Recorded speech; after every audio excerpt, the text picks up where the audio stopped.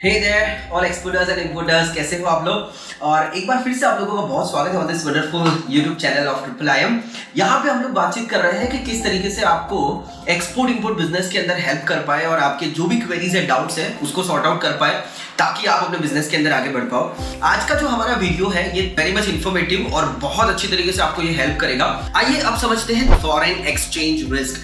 FX risk उसको short में बोला जाता है, which is a short form of the foreign exchange risk. तो उसको कैसे आइडेंटिफाई करें और उसके क्या क्या साइड इफेक्ट्स हो सकते हैं on the trade finance. Foreign exchange का जो रिस्क है ये बेसिकली क्यों होता है, बिकॉज ऑफ जब हम लोग कन्वर्टिबल करेंसी को कन्वर्जन रेट्स जो होते हैं उसके अंदर जो फ्लक्चुएशन आता है, इसकी वजह से हम लोगों को ये फॉरेन एक्सचेंज का रिस्क लागू होता है और उसकी वजह से हमारा लॉस भी हो सकता है, प्रॉफिट भी हो सकता है। Both the possibilities are there but the risk is always risk. तो यहाँ पे ये फ्लक्चुएशन आने की वजह जो होती है, वैरायटी ऑफ रीजंस होते हैं, वो क्या क्या हो सकते हैं। तो उसके अंदर सबसे पहले आती है मॉनेटरी पॉलिसी, दूसरा हो सकता है इकोनॉमिक कंडीशंस, गवर्नमेंटल एक्शंस हो सकते हैं, या तो फिर हो सकता है speculation by the currency traders, या फिर डिमांड एंड सप्लाई। जब करेंसी खरीदी जाती है या बेची जाती है तो उसके बीच का जो डिमांड एंड सप्लाई का जो गैप होता है, that also can be the reason of this fluctuation in a currency conversion rates। तो ये सारे रीजंस की वजह से हो सकता है। फ्लक्चुएशन का इफेक्ट क्या हो सकता है on the foreign exchange risk या ट्रेड फाइनेंस के ऊपर, इसको हम लोग समझते हैं। फर्स्ट ऑफ ऑल समझते हैं फ्रॉम द इंपोर्टर्स पर्सपेक्टिव। जब कोई इंपोर्टर होता है वो किसी फाइनेंसर से फाइनेंस लेता है और वो अपने एक्सपोर्टर को देता है गुड्स परचेज करने के लिए। अब यहाँ पे जब उसने फाइनेंस लिया उसके बाद, मतलब उसको जो पैसा देना था उसके बाद, यहाँ पे अगर उस कंट्री की जो करेंसी है उसका कुछ डीवैल्यूएशन हो गया या डेप्रिसिएशन हो गया, जिसकी वजह से हो सकता है कि उस करेंसी का वैल्यू डाउन हो गया, उसकी वजह से उसको जो देना था पैसा, रीपेमेंट जो उसको करना था फाइनेंसर को, चाहे वो कोई इशूइंग बैंक हो सकता है लेटर ऑफ क्रेडिट के लिए या फिर कोई थर्ड पार्टी फाइनेंसर भी हो सकता है, तो उसको पैसा देने का उसका ज्यादा हो जाएगा उसको मैच करने के लिए जो भी अमाउंट उसने दिया था, because of he has paid into the local currency and उसने फॉरेन करेंसी को लिया था।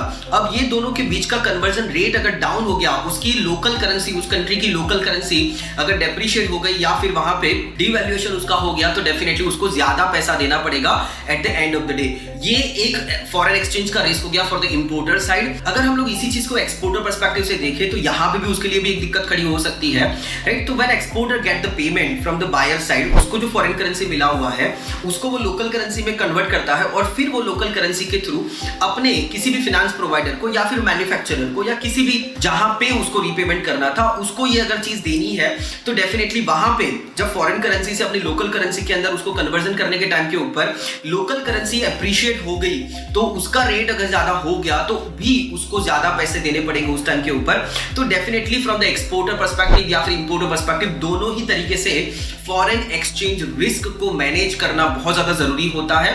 अगर आप फॉरेन एक्सचेंज के रिस्क को मिटिगेट करना चाहते हैं, राइट, तो उस रिस्क को अगर ओवरकम करना है तो उसका सबसे बेस्ट ऑप्शन होता है हेजिंग, जिसके अंदर आप ड्यूरेशन पीरियड ऑफ टाइम के लिए अपने फॉरेन करेंसी के रेट को फ्रीज कर पाते हैं, उसी रेट पे आप बाय और सेल कर सकते हैं। तो that is why the foreign exchange जो है वो उसके रेट्स को कंट्रोल कर पाना, right, that is without any tool that is next to impossible. But अगर आप हेजिंग करते हो तो डेफिनेटली आप उसको कंट्रोल कर पाते हो। एंड फॉरवर्ड कॉन्ट्रैक्ट कहा जाता है विद एनी बैंक और डायरेक्टली भी आप कर सकते हो। सो द फॉरवर्ड कॉन्ट्रैक्ट और the hedging can be the best tool. और एक और बहुत अच्छा ऑप्शन यहाँ पे हो सकता है विच इज कि आप सेम करेंसी के अंदर ही डील करें, राइट। आपका बायर का और सेलर का कंट्री का अगर करेंसी सेम है तो आपको कन्वर्जन करने की बारी नहीं आएगी, और अगर कन्वर्जन नहीं है तो डेफिनेटली फॉरेन एक्सचेंज का रिस्क वहां पे, बिकॉज कन्वर्टिबल करेंसी का रेट्स का फ्लक्चुएशन ही सबसे बड़ा फॉरेन एक्सचेंज रिस्क होता है। सो दैट इज व्हाई यहाँ पे आपका वो रिस्क अवॉइड हो जाएगा, राइट। अभी रिसेंटली शायद आप लोगों ने सुना होगा कि रशिया और यूक्रेन के वॉर के बाद अभी कुछ कंट्रीज हैं जिन्होंने हमारे साथ डॉलर की जगह पे सीधा इंडियन रुपीस के अंदर हम लोग एक्सपोर्ट इंपोर्ट कर सकते हैं और उसका पेमेंट कर सकते हैं। तो यहाँ पे Iran, Russia, Japan and UAE as well, these countries they have ready to make the payment in Indian rupees. So basically हमारे रुपीस का यहाँ पे वैल्यूएशन डेफिनेटली अच्छे से बढ़ेगा और आप डायरेक्टली उसके अंदर पेमेंट रिसीव कर सकते हैं फॉर एक्सपोर्ट और इंपोर्ट। अभी का रिसेंट ये है, तो डेफिनेटली मतलब आपको ध्यान रखना है कि गवर्नमेंट का नोटिफिकेशन आता है कि भाई हाँ ये बंद हो गया है, अभी डॉलर करना है या और कोई कन्वर्टिबल करेंसी करनी है, तो आपको उसके ऊपर ध्यान देना पड़ेगा, right. So that could be the solutions for the forex risk. Right. So ये वीडियो के अंदर हम लोगों ने देखा कि कौन सा रिस्क है और उसके क्या मिटिगेशंस के टूल्स हो सकते हैं, उसको ओवरकम करने के लिए क्या टूल्स हम लोग यूज कर सकते हैं। बाद की वीडियो के अंदर हम लोग कुछ और रिस्क को आइडेंटिफाई करेंगे और उनके भी टूल्स को देखेंगे। So thank you very much for being there. ये सीरीज को बहुत अच्छे तरीके से देखना, you will get a good amount of very good information on this risk is equal to business, business is equal to risk. तो risk को identify करो, उसके टूल्स को आइडेंटिफाई करो, उसको ओवरकम करो and do a safe business. Thank you very much. Wish you very best of luck. Thank you.